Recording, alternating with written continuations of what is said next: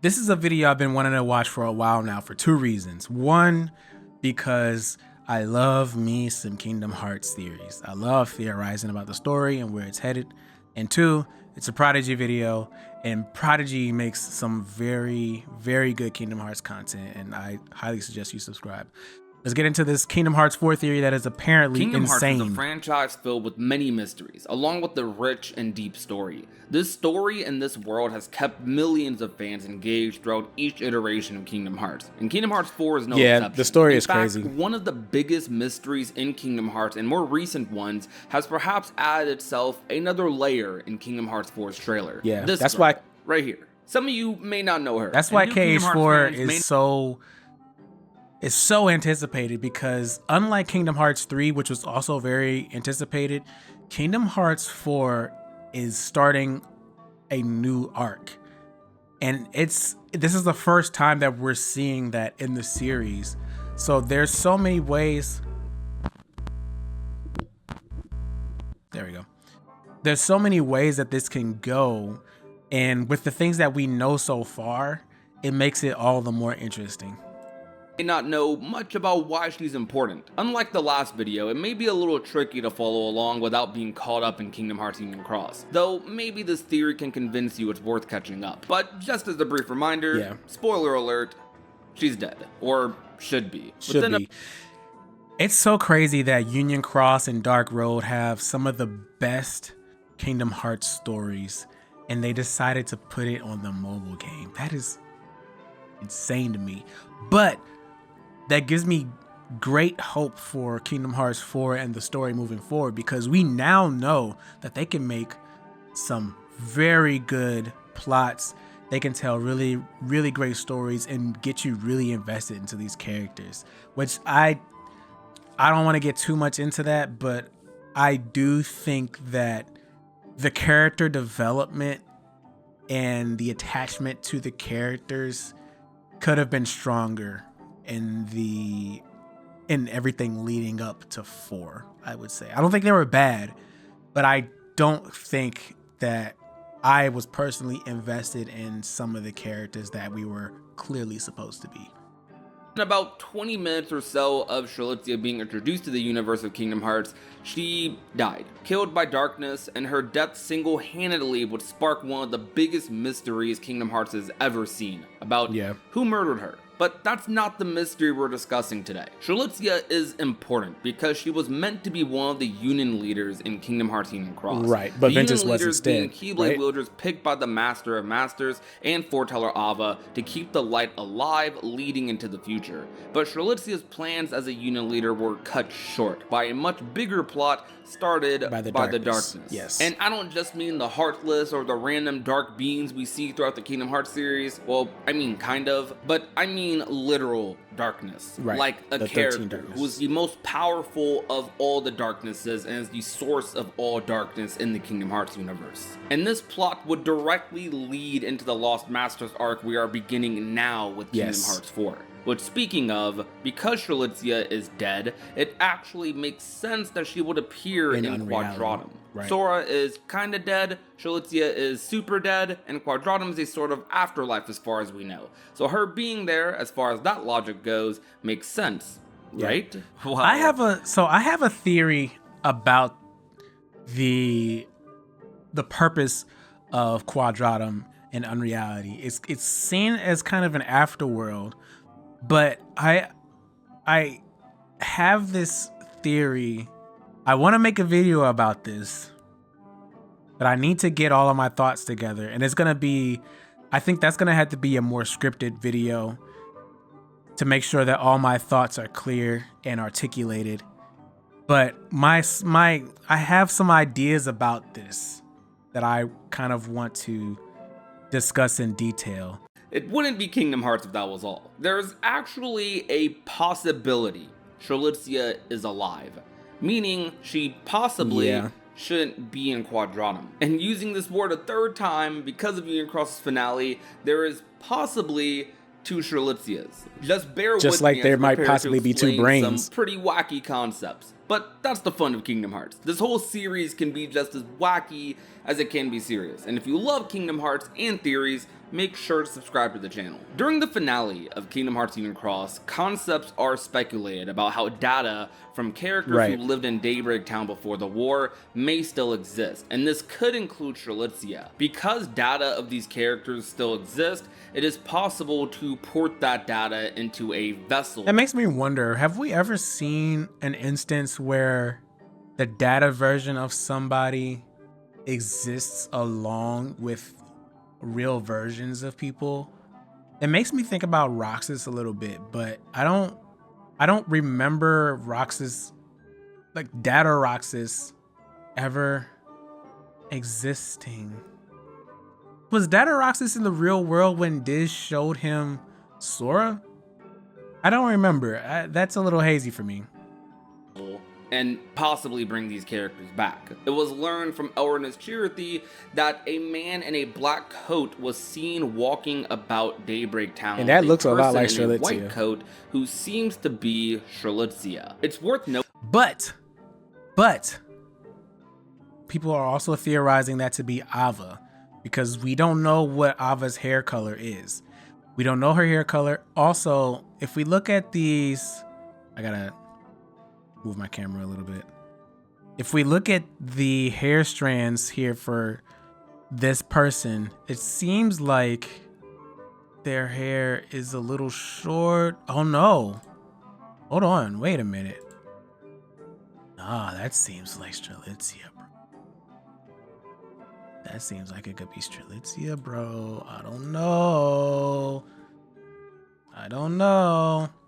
Who seems to be Strelitzia. It's worth noting that Marluxia also had a vision of Strelitzia in cutscenes before, in a white coat after a fight with Maleficent, very similar to that of a haunting spirit. The two Strelitzias for this theory is the Strelitzia in Quadratum and the Strelitzia in the white coat who is assumingly with the Master of Masters. Which one is the real Strelitzia though? I think this is going to be the mystery in future games. If I'm betting, I'd say this Strelitzia in Quadratum is the real Strelitzia, since she by all accounts should be dead. Especially because this is the real Sora, right?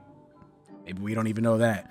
But if we're to assume that this is the real Sora, we should probably, I think it's reasonable to assume that everyone that Sora encounters in Quadratum, I don't know. It's hard to make concrete assumptions in a series like Kingdom Hearts, especially when we know very little about Quadratum.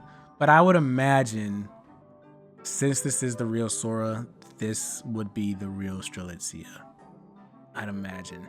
Because if Quadratum is supposed to be an afterworld, then people who had hearts and souls, I suppose, should be the only people that can be here, right? Data versions, oh goodness. I was gonna say like data versions of people don't have hearts and can't have hearts, but that apparently has been debunked because Sora can make people have a heart as long as he believes they do or something. I don't know. But typically speaking, data versions of people do not have hearts. I think we can say that, typically speaking. So the only people that, let's say, belong in Quadratum are probably the people who were real, who were in reality, who had hearts to begin with. That's what I'm going with for now, until something else makes me think something else. Sense for her to be spending time in this world if that were the case. However, since the Master knows about this world as well, maybe this is where the Strelitzia in the white coat ends up, and she's purposely here to mess with Sora in some way. I think two Strelitzias is also a possibility because I have a core belief that Lauriam will play a big role in the next saga. Since Strelitzia is a sister, I think having the Strelitzia in the white coat built off of her data from Daybreak Town being a sort of antagonist for the characters in the Realm of Light, and to mess with Lauriam and Marluxia a bit, I think would make for an extremely interesting plot point. Playing a game of which is the real Strelitzia as Sora navigates his way through this new realm. When Marluxia's somebody returns as Lauriam, maybe with his memories intact and with the Keyblade, I think it makes sense for him to join the Guardians of Light. Or perhaps him and Elrena will go on their own adventure trying to find Strelitzia, where maybe they continue following loose ends they potentially found before joining the organizations like theorized in the last video, or then they encounter this Strelitzia who is evil, a data recreation by the Master, but it's not evil really Strelitzia. Yet this is Lauriam's first time seeing his sister in years, forever. Yeah, and then there's so many layers you could peel back with a story like this. Ventus would have to directly confront his trauma. Not only is it Lauriam's first time seeing Strelitzia, if he does see Strelitzia in Kingdom Hearts 4, it not only would have been years for him, but it would have been hundreds of years. Well, is it hundreds? About 100 years, I think, right? It would have been since the age of fairy tales that Strelitzia had seen her brother. So she's been waiting even longer. Now, how time works in Quadratum, we don't know, but relatively speaking, it has been a very long time since Strelitzia saw Lauriam. And we gotta think too, the player of Union Cross was elderly when he was raising Xehanort. Xehanort was a small child when the player character was already elderly. So I'm willing to bet it's been over 100 years, because now Xehanort is elderly pretty much. He's an old man at this point. So it's probably been over 100 years since Strelitzia made it to Quadratum. And because I didn't even really think about that. That's kind of crazy in itself.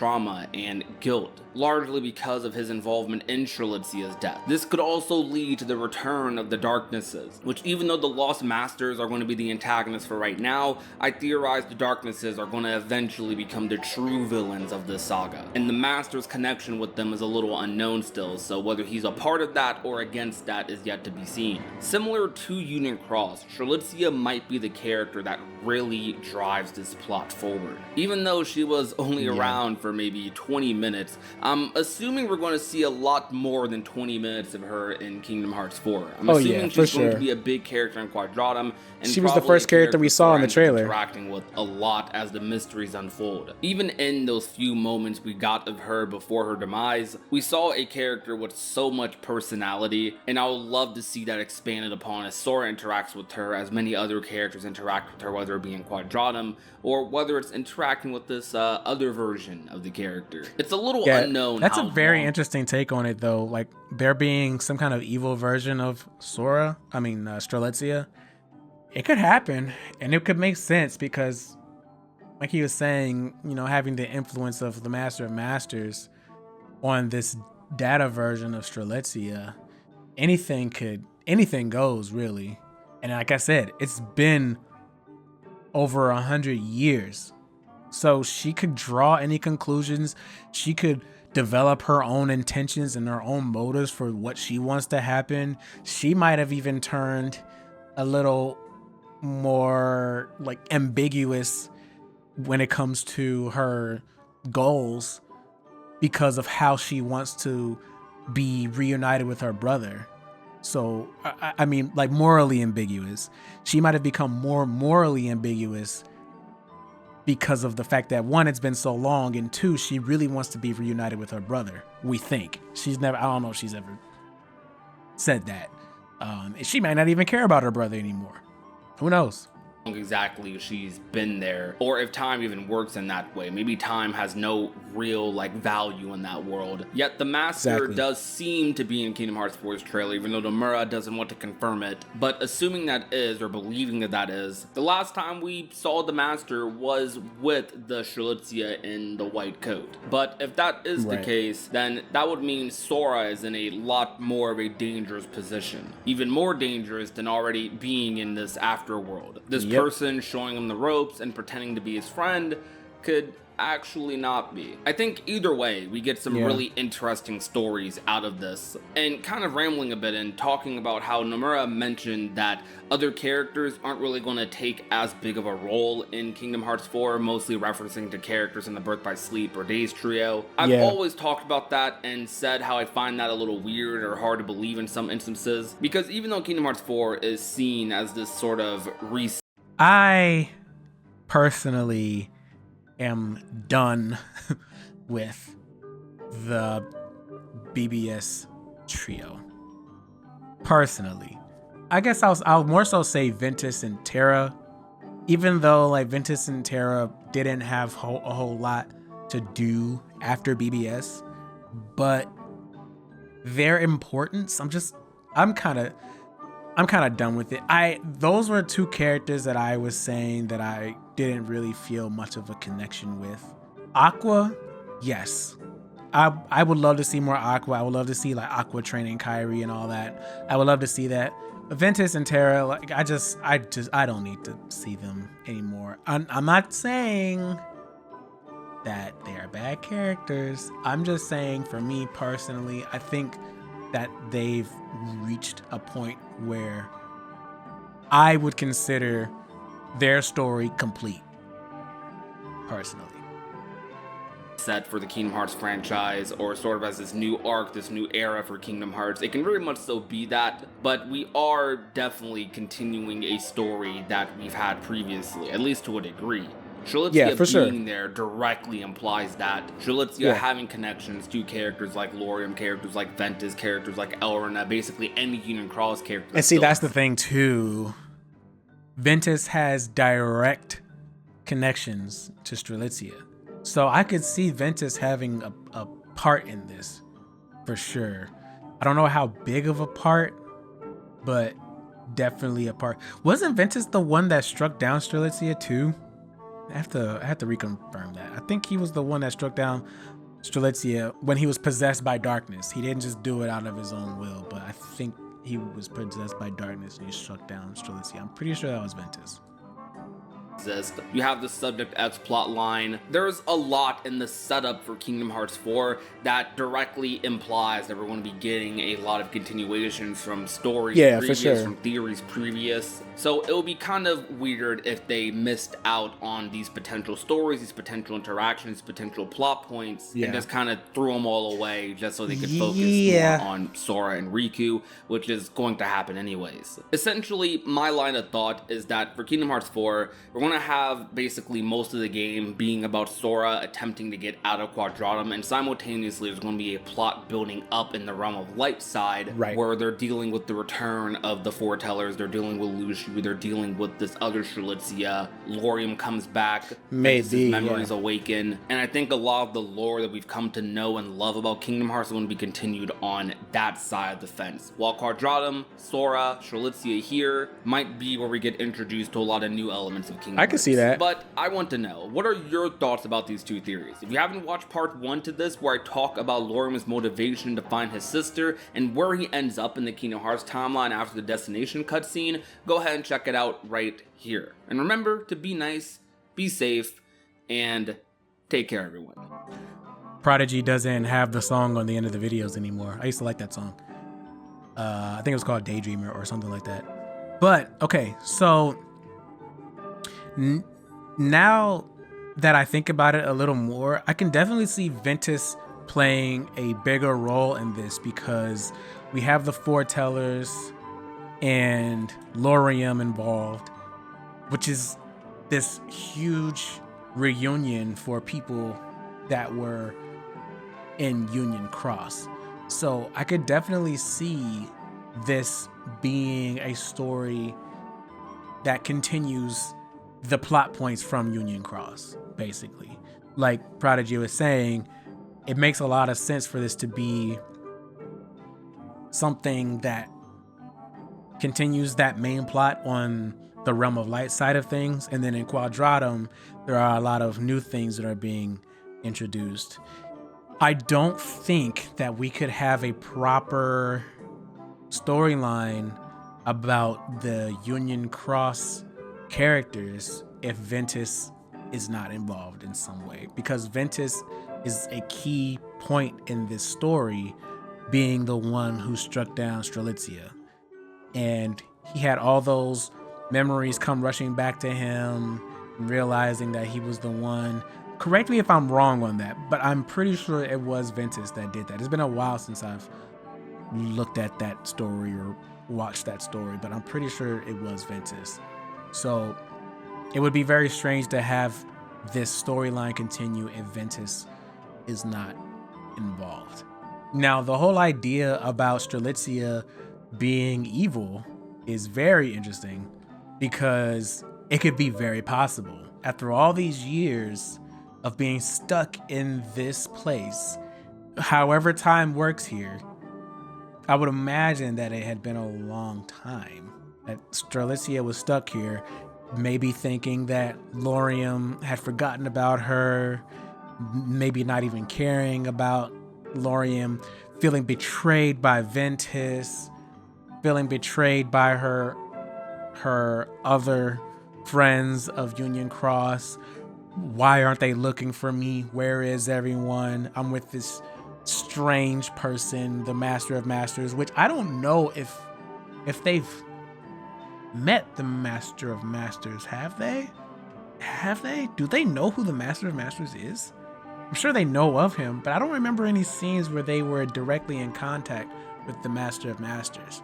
I think only the Foretellers and Lushu were in direct contact with the Master of Masters, and young Xehanort, of course. But other than that, I don't think so.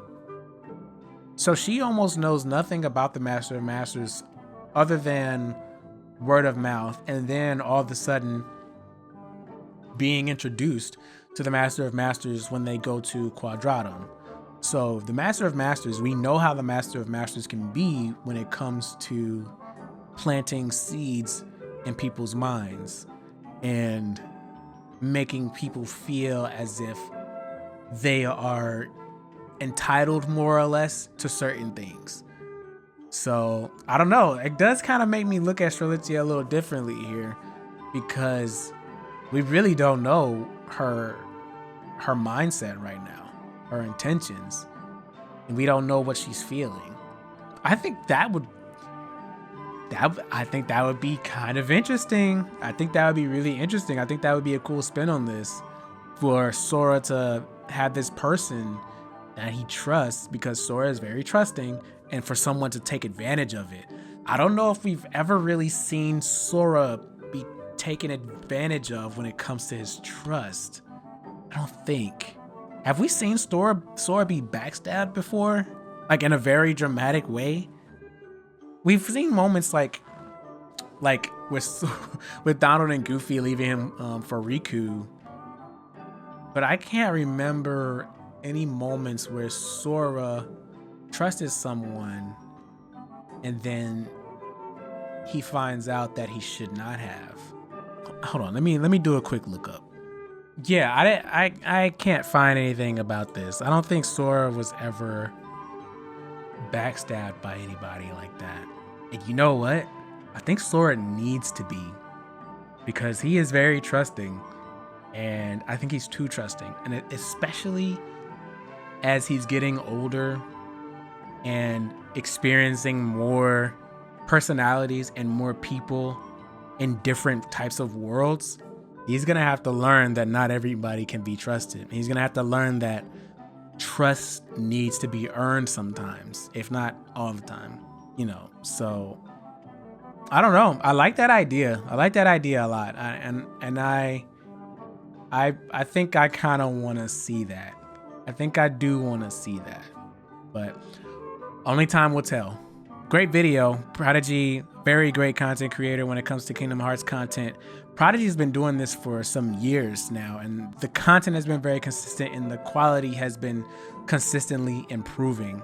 So if you like Kingdom Hearts content and you like consistent Kingdom Hearts content, I would definitely suggest subscribing to Prodigy. That's it.